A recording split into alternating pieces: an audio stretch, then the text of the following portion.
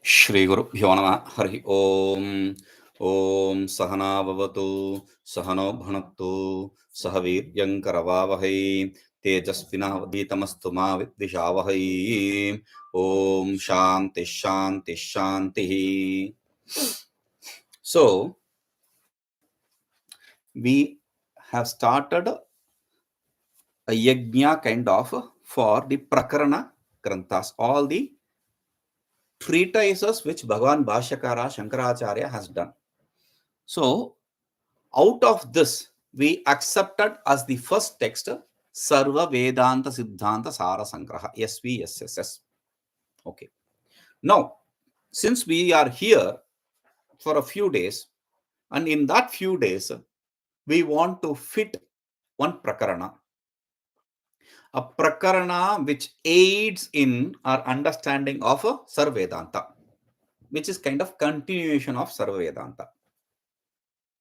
So what will fit that bill? It should be short and sweet. There is a text called svātmaprakāśikā, which we are going to not see. That is not the text. We are talking about svātmaprakāśikā. Svātmanirupana, svātmaprakāśikā, they all mean the same. Both svātmanirupana or svātmaprakāśikā, they are same.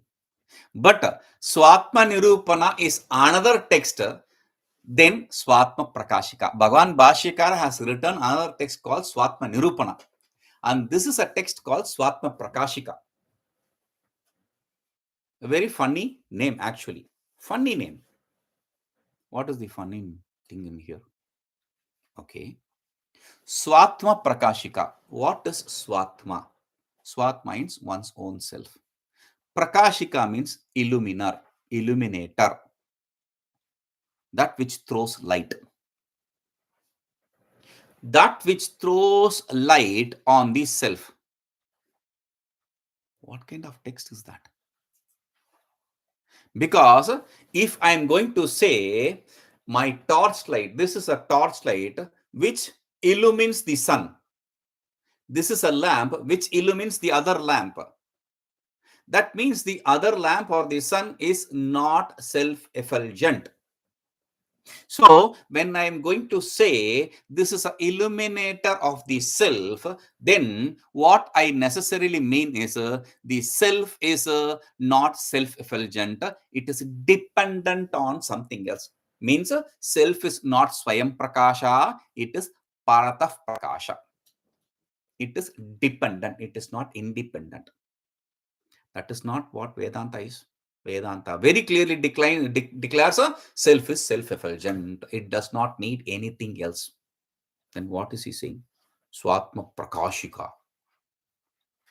The ignorance is what the wheel is. The ignorance is the darkness. When you remove the darkness, when you throw light on that darkness, the darkness is removed. Once the darkness is removed, then the self shines in its pristine beauty. That is what is the meaning of the text. It is not the illuminator of the self or anything. It is the remover of ignorance by which which reveals the self.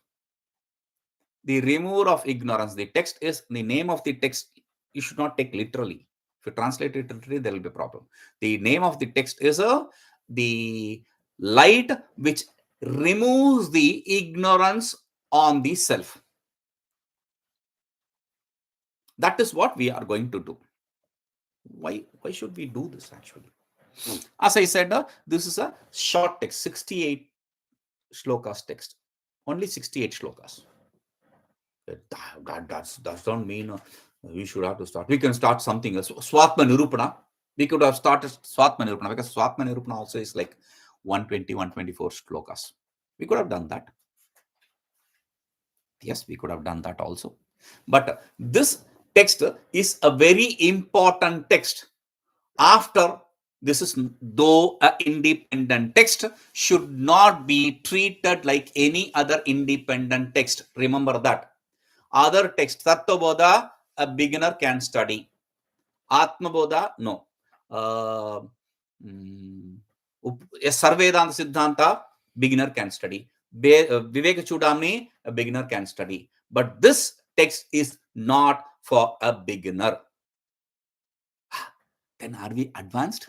No, I didn't say it is not for beginner. That does not necessarily mean it is for advanced seekers. It is for those people who have studied the beginner's test. Whatever text, whether it's Vivekayuktabuddhyāhaṃ or Vedanta Panchadashi or Sarvedanta, any of these texts, one who has studied these texts is eligible for that. This text. Svātmaprakāśikā is not a beginner's text, but it is a text which is like an annex for the other texts. We call it anubandha. Anubandha is also annex. This is anubandha, like anubandha chatushtaya. This is anubandha for the other Vedantic text. Why is this an anubandha text?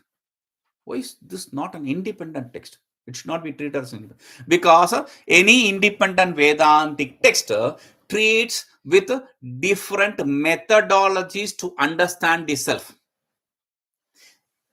In that way, this also is a treatise, prakarana, which independently inquires upon the nature of the self. But not all the other prakriyas, all the other methodologies which are handled in the other text, like the creation part or the inquiry of tathāpi, etc. Because only after tathāpi inquiry you can understand the truth. Oh, those are not handled here. So that is why it is not an independent. It's an independent, but not an independent text. Too much of suspense. What really is the text? Yes, you have studied Sarva Vedanta Siddhanta Sara Sangraha now completely. Okay, you have understood the text. Can you say I didn't understand? You have understood the text. Yes. What is the promise of the Guru at the beginning of the text? Because the duty of a Guru is punaha punaha upadeshtavyaha. Again he should have to teach until the disciple is not liberated. Okay, that is a duty. Now, what did the Guru promise to the disciple? I will liberate you. And what did he do? He liberated him. He became liberated, and dhanyosmi, I am blessed, and the Guru finally threw him away. Get out of my ashram. It is not to distance him from himself. It is to let him guide the other disciples. Like we said, a Guru is not a lamp which illumines the other objects. Guru is a lamp which makes the disciple another lamp. So here, this Guru, he sent the disciple off to another place. Go and teach the other, guide the other disciple who is in need. Okay. Go. Okay. I said go. No. Not because I don't want to go, because I didn't understand. If you understood, there is no difference whether you go or leave. There is no difference. But since you don't understand, you have to say no. It is not out of love for the Guru. It is because you didn't understand. So what does the disciple say? See, the Vedanta is very simple. Brahma Satyam Jagat Mithya. Jiva Brahma Eko Naparaha. Simple. One of stanza over. That is what is Vedanta. Brahman is the truth. Jagat is illusory. Jiva and Brahman are not different. They are one and the same. Over. This is taught in such a detail, and still the disciple didn't understand. And then comes this text.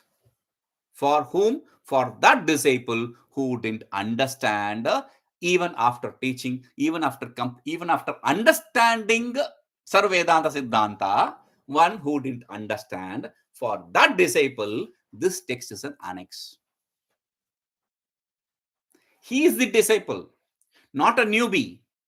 A disciple who has studied Vedanta is the eligible seeker here. He is the adhikari here. So, what is adhikari, sambandha, etc. all the same thing. Why we have to say adhikari now? Prayojana, result is to gain clarity, to gain the knowledge. What is the sambandha?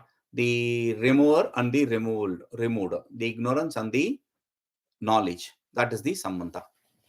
And what is the result to make this fellow liberated, realized? Prayojana is that. Okay, so adhikari, sambandha, adhikari we have already said, adhikari, sambandha, prayojana, etc. is established. Now, Mangalacharana. Mangalacharana is, we have already done the Mangalacharana. Sahana avavatu, sahano bhunaktu, sahaviryam karavavahi, tejasvinavadhitamastu vidvishavahi, om shanti shanti shanti. That we already did. Why are you doing it again? Because there is no Mangalacharana in this text. Don't expect any Mangalacharana in this text for daily chant.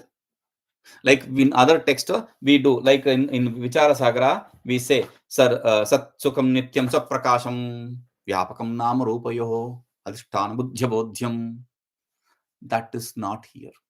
There is no Mangalacharana in this text. What? A text without Mangalacharana? You said so many things about Mangalacharana. Mangalacharana is to guide the disciple in a proper way. This disciple understood that. For the text to become studied by people and spread in the world. Oh, that for that Bhagavan Bhashyakara does not need a Mangalacharana. Or like the logicians say, he should have done it outside of the text, like a prayer or Om or something. Bhagavan Bhashyakara does not even need that. He is incarnate of the Absolute. So he does not need any of that. That is why he didn't start this with a Mangalacharana. Now, this starts with the question, a prayer. A question. Question is a prayer. The disciple prays to the Guru to get rid of the ignorance which he has. He is presenting his problem in 3 shlokas. The next 3 shlokas, disciple is presenting the problem. And after that, he becomes a proper disciple. He keeps quiet and listens to the Guru. From there, the rest 61 shlokas or 65 shlokas, they are all 68. Yeah. They are all what the Guru is saying. Aham, even when they say aham, it is not the experience of the Guru, the disciple, it is experience of the Guru. The disciple, after listening to that, does not say, oh, I understood, I am this, I am that. No, he is not interrupting in the teaching. He is just keeping quiet and listening. Now, the Guru explains his experience. But it is his experience, it's not my experience. The disciple has shraddha in the words of Guru. So, when he listens to the Guru, he has complete surrender to his words. So, when he listens, he accepts it as pramana, a valid knowledge. So, he goes with it. So, what is the disciple's doubt? jagatkāraṇamajñānamekameva ekam eva cidanvitam eka eva manaḥ sākṣī jānātyevaṃ jagattrayam. Jagatkāraṇam ajñānam ekam eva cidanvitam eka eva manaḥ sākṣī jānātyevaṃ jagattrayam. Okay, jagatkāraṇam, the cause for the creation. What is the cause for creation? Ajnanam, ignorance. What is the cause for creation? Ajnanam. No. The cause for creation is not ignorance. What? It's not ignorance? No. Ignorance is inert. It cannot be cause for anything. Self. Self is a nishkriya, nirguna. It is a without attributes, without activities. Therefore, the self cannot also be the cause for creation. Then what is the cause for creation? Ajnanam cidanvitam. Cidanvitam ajnanam.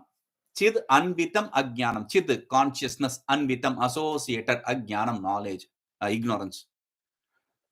Do we understand? We have been talking about this again and again and again and again in another form. Ignorance associated consciousness. Now he is saying it in another way. Consciousness associated with ignorance. This is also proper. Because consciousness is the thing which exists first, not the ignorance. So consciousness, you are behind me. You are associated. I am not associated with you. So consciousness associated ignorance. Now, ajnana, the word used is ajnana. Until now, when we discussed about the creation, we said maya avachinna chaitanya, avidya avachinna chaitanya. Maya associated consciousness or avidya associated consciousness. Here, instead of the words maya and avidya, he is making a common word ajnana, which suits both maya and avidya. Because when we accept the creation of Ishvara, we have to accept Ishvara, we have to give a definition for him. Then we say Maya associated consciousness. Then there is Jiva, who is bound by that ignorance. So Jiva is a avidya associated consciousness. Therefore, we have to accept, like Panchadashikara says, we have to accept two kinds of creation. One creation, which is Ishvaras, the world of pot, cot, etc. The other creation of Jiva. What? I also create? Wow, I didn't know that. Yes, you also create. What is our creation? The attachment, the hatred, the desire, all these ideas. Likeness, dislike, and carelessness. All these ideas are Jiva's creation. In reality, the object does not have any of this. The object does not say like me. No. The object does not say dislike me. No. Or just ignore me. No. We like it, dislike it, or ignore it. It's our problem. That is why it is called as Jiva Srishti, Jiva's creation. So there is a Ishvara's creation, which in itself is not a trouble. But when the Jiva's creation associates it with it, then there is trouble. So instead of talking about this duality, this is the problem, the water downing of the teaching. This is the problem. So instead of talking about that, Bhagavan Bhashyakara is not watering down. He says ignorance associate consciousness over. This talks about Maya and Avidya are for newbies. Let them talk about that. You are not a newbie. That is what he says. Ajnana associated consciousness. Okay. So in this shloka, remember, first is ignorance associated consciousness. What did it do? He says jagatkāraṇam. That is what is the cause of jagat. That is what is the cause of jagat. Jagat means creation. That is how we normally translate it. We don't translate jagat as world, etc., world, universe, etc. We say creation always. Why? What is jagat? Jayate gacchati iti jagat. That which comes and goes, that which is momentary, that which is not permanent, that which is impermanent is what is jagat. What is jagat? That which is impermanent. So by the word jagat, we can say the three states, Jagrat, Swapna, Sushupti. They are not permanent states. So the three states. Or the three bodies, causal, subtle, and gross. Karana, Sukshma, and Sthula Sharira. Or the Bhur, Swa, etc. worlds. Meaning the neither world, the world of mortals, and the world of deities. Surga. It can be that. Hell, heaven, and our world. So anything, all these are Jagat because they are momentary. They are not permanent. So the one which is the cause for the creation of this momentary world, okay, that which is cause for this momentary creation or creation, that which exists momentarily. Ekam eva, that one alone. Jagattrayam evam vidam manaḥ eka eva jānāti. That alone, jagattrayam evam manaḥ, all the three worlds, and is the witness for the mind. Manaḥ, that which is a witness for the mind. Ekam eva, eka eva jānāti, that one alone understands. Forget about it. Simple terms.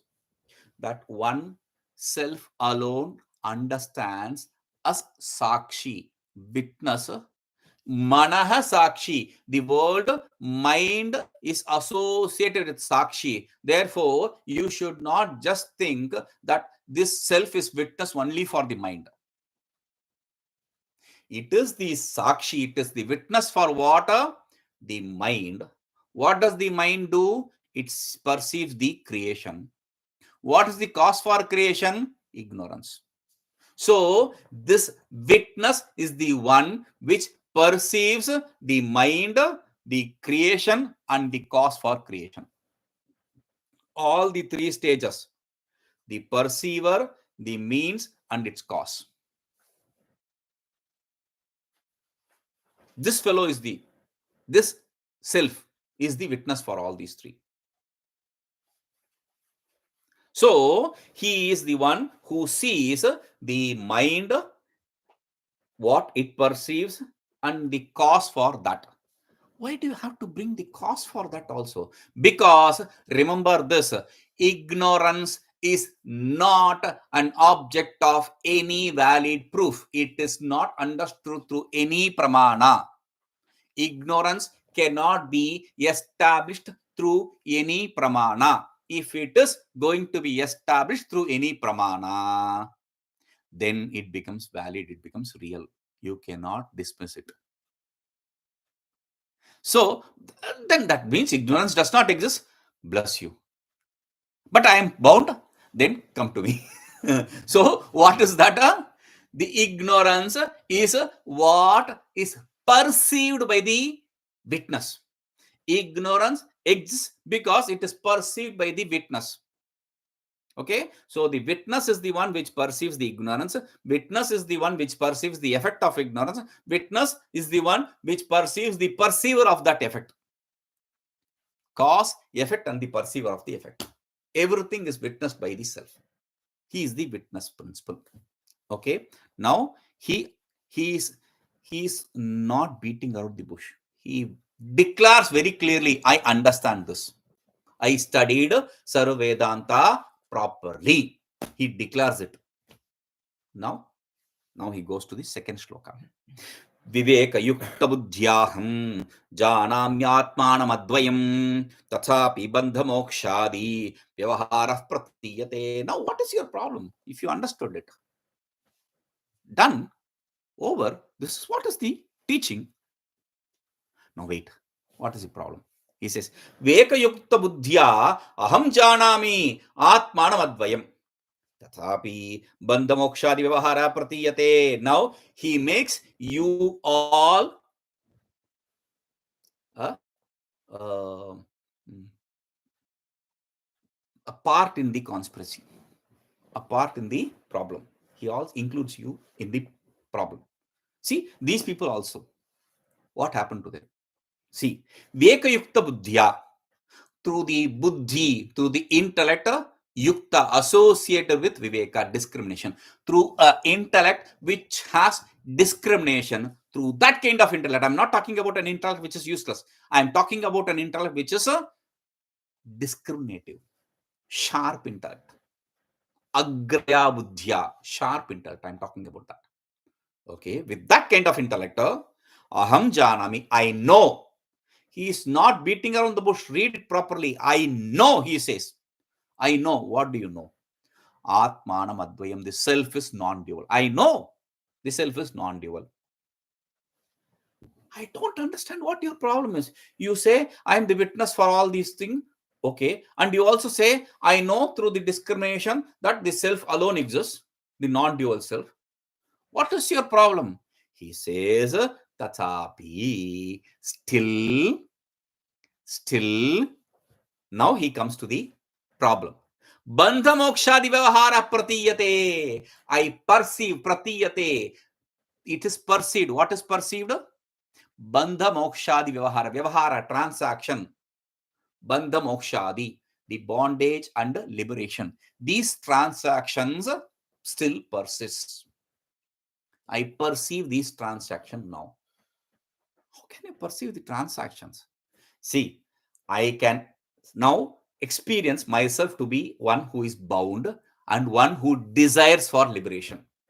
Still, even after studying the text, I still see myself as bound and wanting liberation. Therefore, he says, vivarto'pi. Now, you didn't properly understand the text. That means, no. Vivarto'pi prapañco me satyavadbhāti sarvadā iti saṃśayapāśena baddho'haṃ chinddhi saṃśayam. Now he prays what he wants. Vivarto'pi prapañcah me satyavadbhāti sarvadā iti saṃśayapāśena baddha'aṃ chinddhi saṃśayam. Beautiful. Prapañcah vivarto'pi. Prapañcah, this creation. Vivarto'pi, though is vivarta. Vivarta is the term to define the method of creation. There are three ways for something to come into existence. First is utpattivada, the methodology of creation. Something which didn't exist, you make it exist. You produce it. You generate it. Like there is clay, you make pot out of it. Pot didn't exist before. You make pot from the clay. That is utpattivada. Okay, first type of creation. Second is parinamavada. Parinama means it is change. Okay. It changed. Something existed. It transformed itself into something else. Like the milk existed. It transformed itself into curd. Milk got transformed into curd. But wait. Clay also transformed to pot. If you had that doubt, we say, bless you, true. That is true. From a perspective, clay transformed into pot. But we accept this example, clay didn't transform. From the clay, we produced pot. From the milk, the curd is transformation. So first is a creation. Second is a transformation. Okay, utpattivada, parinamavada. Though these two are specifically mentioned in the Bhashya, Brahma Sutra Bhashya, though it is mentioned, Bhagavan Bhashyakara has no interest to establish, to accept it. It is just, it is called abhivagmavada, to accept what you accept. It can be also explained like that. But in reality, our Siddhanta is neither parinama or utpatti. Some people still say it is a parinama of the ignorance and vivarta. Don't go into all that. Parinama of ignorance means it's a transformation of the creation, is a transformation of ignorance, but a seeming transformation of a self. No. There is only one. Our philosophy, Vedanta, talks about vivartavada. Vivartavada means a seeming transformation. The cause, if the creation comes into existence, then it is called as utpatti. It is created. When from the cause, if the cause transforms itself into the effect, then it is called as parinama, transformation. Now, if the cause seemingly transforms itself into effect, that is called as a vivarta. Seeming transformation of cause into effect is vivarta. This rope didn't transform itself into snake. There is a seeming transformation. So a seeming transformation is called as vivarta. That is what we accept in karya-karana-ananyatva-vada. A vada, a methodology called cause and effect are not different. That does not mean cause as effect is God. No. Karya-karana-ananyatva. Cause and effect are not different. Means there is no separate existence of effect other than the cause. There is no independent existence of effect other than the cause. Karana vyatirekena karyam nasti. That is what Bhagavan Bhashyakara says. He says, apart from, independent of the cause, there is no effect. That is what is our philosophy. That is what is said as vivarta. So, vivarta, prapañco vivarto'pi me. In me, me is a word which can be translated in two ways. In me, though the world is a seeming transformation, okay, still, me, for me. In me is the first meaning. For me is the second meaning for me. For me, satyavadbhāti sarvadā bhāti. It shines as though it is true, it is real, always. Always I perceive the world to be real. So, therefore, iti saṃśayapāśena. This is the seed of doubt. Though I know that this is seeming transformation, I perceive it as real. This is the problem. This is my doubt. So, saṃśayapāśena, with the noose of doubt, I am bound. Aham baddha. I am bound by this noose of doubt. Therefore, what you have to do is saṃśayam chinddhi. You please cut asunder this doubt, because he is using words very properly. Why noose of bondage? Because we already said jagattrayam. The knot of ignorance and knowledge is what is this creation.